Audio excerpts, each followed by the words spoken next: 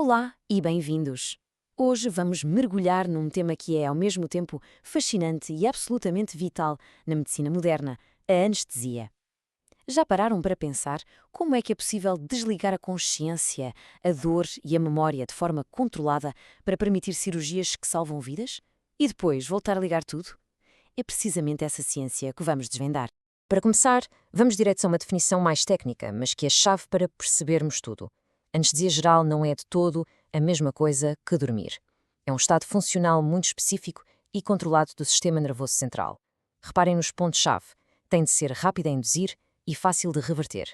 E o que é que caracteriza este estado? Bem, são 4 pilares. Hipnose, que é a perda de consciência; analgesia, ou seja, a ausência total de dor, com o controle das respostas musculares e autonómicas; e, claro, a amnésia, para que não fique qualquer memória do procedimento. Ora bem, para explorarmos este mundo, temos aqui o nosso mapa. Vamos começar pelo básico: o que é a anestesia? Depois vamos ver uma ideia fundamental, a de que a anestesia moderna é a soma das partes. A seguir, mergulhamos a fundo na neurociência para perceber como é que se consegue, de facto, silenciar o cérebro. Daí, passamos para as ferramentas do ofício do anestesista e, por fim, falamos do mais importante de tudo: o equilíbrio e a segurança. Então, primeiro ponto. No fundo, o grande objetivo da anestesia geral pode ser resumido de uma forma até bastante simples. É conseguir que uma concentração muito específica de um fármaco chegue ao sistema nervoso central. É tudo um jogo de precisão. A dose certa, no sítio certo, para o efeito certo. E isto leva-nos à estratégia que define a anestesiologia hoje em dia. A história desta especialidade é, em grande parte, uma busca incessante pelo fármaco ideal, pelo anestésico perfeito. A pergunta que se impõe é: será que essa substância mágica existe? Um único fármaco que faça tudo aquilo que se pretende e que o faça na perfeição? Pensem na lista de desejos para este anestésico ideal. Teria de ter uma indução suave e muito rápida. A recuperação, igualmente rápida. A margem de segurança teria de ser enorme para não haver riscos de toxicidade. E claro, o ideal era que não tivesse quaisquer reações adversas ou efeitos secundários. Parece pedir muito, não é? E a realidade é mesmo essa. Simplesmente não existe um único fármaco que, sozinho, consiga preencher todos estes requisitos. E foi precisamente esta constatação que forçou a medicina a pensar de uma forma completamente diferente, muito mais engenhosa. E esta imagem ilustra essa mudança de paradigma de uma forma brilhante. À esquerda está o método antigo, a monoanestesia. Usava-se um só fármaco para tudo, como o éter. O problema é que, para conseguir todos os efeitos, era preciso aumentar tanto a dose que se corria o risco de paralisar funções vitais. À direita, a abordagem moderna, a anestesia balanceada.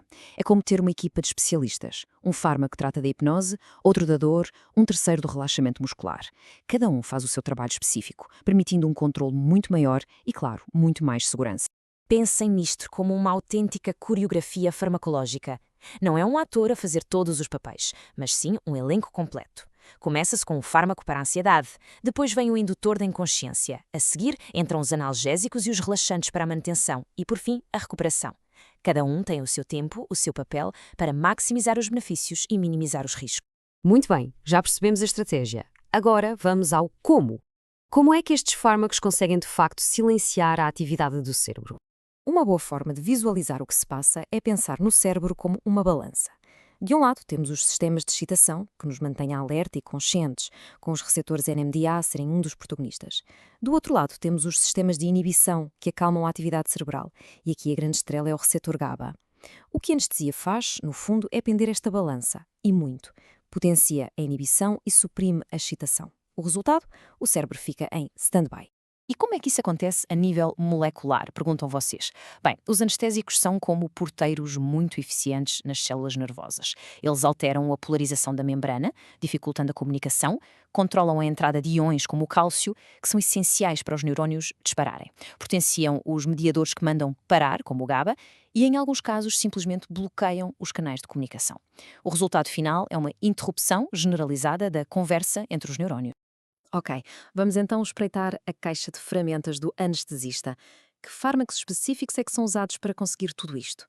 Essencialmente, existem duas grandes vias de administração. A via inalatória, através da respiração, com uma máscara, e a via intravenosa, diretamente na corrente sanguínea.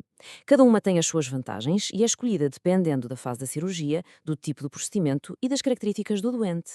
E se olharmos para os agentes inalatórios, vemos que não são todos iguais. Cada um tem a sua personalidade. O alutano, por exemplo, é mais antigo, mais lento e com alguns riscos para o fígado. O isoflurano, apesar de cheiro, é mais seguro para o coração. O sevoflurano é rápido e bem tolerado, o que o torna ótimo para crianças, e o desflurano é ultra rápido, mas pode mexer com a tensão arterial. A arte do anestesista passa muito por saber qual escolher para cada situação. Nos últimos anos, uma técnica tem ganho cada vez mais popularidade: a TIVA, ou anestesia total intravenosa. O nome diz tudo.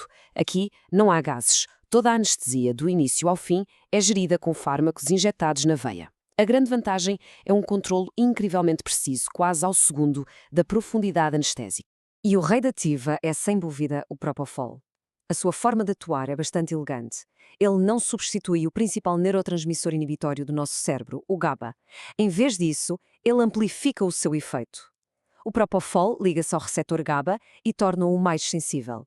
Isto faz com que o canal iónico se abra por mais tempo, deixando entrar mais íons cloreto para dentro do neurónio, o que o hiperpolariza e torna muito mais difícil de excitar. Basicamente, ele potencia o sistema de tranquilidade natural do cérebro. Mas claro que o Propofol não trabalha sozinho. A caixa de ferramentas intravenosas é vasta.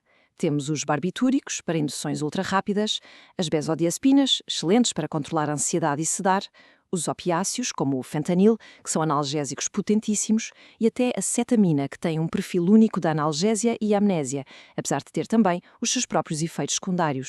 E isto leva-nos ao ponto final, e talvez o mais crucial. A anestesia não é só sobre induzir um estado, é sobre manter um equilíbrio fisiológico delicado e garantir a segurança do doente a cada instante. É aqui que entram os chamados fármacos adjuvantes. São os atores secundários que são absolutamente essenciais para o sucesso da peça. Fármacos para a ansiedade, para prevenir náuseas e, muito importante, os relaxantes musculares, que são cruciais para que o cirurgião possa trabalhar em condições ideais. Eles garantem que todo o processo corre de forma suave e segura. Porque, não nos podemos esquecer, a potência destes fármacos implica riscos. Eles podem deprimir a respiração, a função do coração e a comunicação entre nervos e músculos. E é precisamente por isso que o papel do anestesista é tão vital. Ele é um vigilante constante, a monitorizar dezenas de parâmetros em tempo real, sempre pronto a ajustar e a intervir para manter o doente completamente seguro. Em suma, a anestesia moderna é um feito incrível da ciência. É, como diz aqui, uma autêntica dança no limite da consciência. Um ato de equilíbrio entre farmacologia e fisiologia. E a pergunta que fica a pairar no ar é: o que vem a seguir? Como é que a tecnologia e a ciência vão tornar este estado controlado ainda mais seguro, mais preciso e, quem sabe, até um pouco menos misterioso? Obrigado por terem assistido.